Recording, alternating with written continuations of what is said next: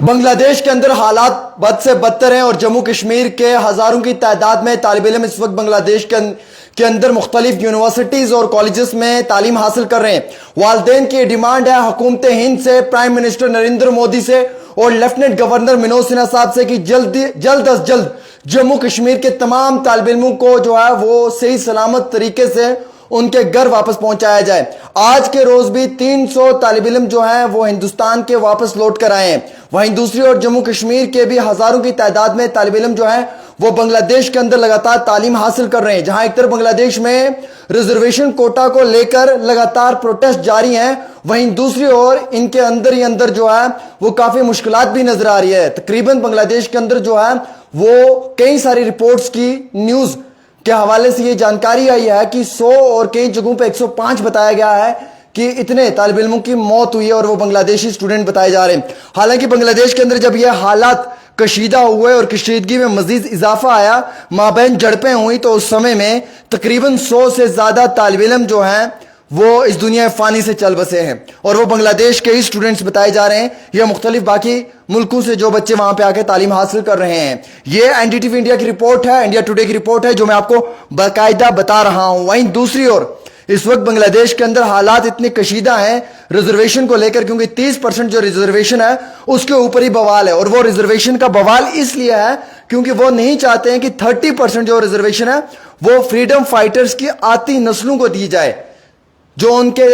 آگے نسلیں ہیں ان کو دی جائے۔ وہ کہتے ہیں کہ آپ 10% وومن، 1% ڈسیبلٹی اور جو 10% ہے باقی بیکورڈ سیکشن کے لیے وہ دے سکتے ہیں۔ وہ ٹوٹل 26% جو ریزرویشن ہے اس کے لیے وہ مطمئن ہے، لیکن جو یہ الگ سے 30% ریزرویشن دی جا رہی ہے ان نوجوانوں کو، ان خاندانوں کو جن کے جو پرانے بزرگ تھے وہ 1971 کی جنگ میں شامل تھے، اسی چیز پہ بوال ہے۔ حالانکہ 2018 میں ایک بہت بڑا پروٹیسٹ ہوا، اس وقت بھی جو ہے وہ کئی ساری جانیں چلی گئی، اور اس کے بعد اب جو حالیہ ہی کورٹ کا ایک نیا سٹیٹمنٹ آیا، ایک نیا آرڈر ہے، اس کے آتے ہی بوال مچا ہے اور رضاکار کے نعرے لگ رہے ہیں، اور جو پرائم منسٹر ہیں ان کے خلاف بھی یہ نعرے بازی ہو رہی ہے کیونکہ وہ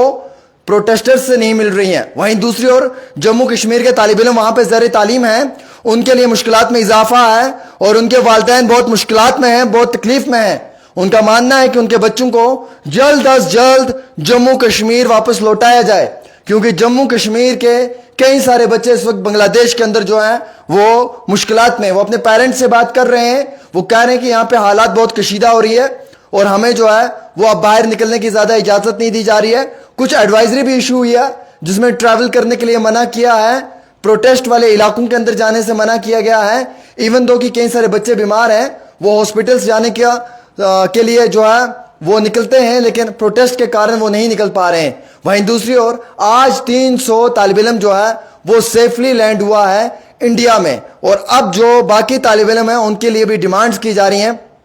کہ انہیں بھی جو ہے وہ جلد از جلد لایا جائے واپس اپنے دیش میں، اپنے یعنی کہ ملک ہندوستان کے اندر۔ اب پرائم منسٹر نریندر مودی جی کے ساتھ ٹیبل ٹاک چل رہی ہے، لیکن منسٹر آف ایکسٹرنل افیئرس کو اس پہ بڑا جو ہے وہ ایکشن لینا پڑے گا۔ وہیں دوسری اور میڈم محبوبہ مفتی نے بھی ڈیمانڈ کی ہے، اور ہم یہ ڈیمانڈ لیفٹیننٹ گورنر سے کرتے ہیں، ہم اعلیٰ ادھیکاری افسران سے کرتے ہیں کہ جموں کشمیر کے طالب علموں کو جلدی سے جلدی بنگلہ دیش سے ویکیٹ کیا جائے۔ وہاں پہ حالات بہت کشیدہ ہیں، ابھی جو آنکڑا ہے وہ 100 سے بڑھ چکا ہے، 105 کے آس پاس جو ہے وہ موتیں ہوئی ہیں، اور یہ وہ طالب علم ہیں جو پروٹیسٹ کر رہے ہیں، جو وہاں پہ پروٹیسٹ کر رہے ہیں ریزرویشن کوٹا کے خلاف، ایبولش ہونا چاہیے اس پالیسی کے اوپر، اور لگاتار وہاں پہ احتجاجی مظاہرے بھی دیکھنے کو مل رہے ہیں۔ جہاں ایک طرف احتجاجی مظاہرے ہیں، وہیں دوسری اور انہی احتجاجی مظاہروں کے اندر جھڑپیں بھی نظر آ رہی ہیں، اور ان جھڑپوں میں کئی سارے طالب علم جو ہیں وہ شدید طور پہ زخمی ہوئے ہیں، اور کئی سارے زخمی طالب علم جو ہیں وہ زخموں کی تاب نہ لاتے ہوئے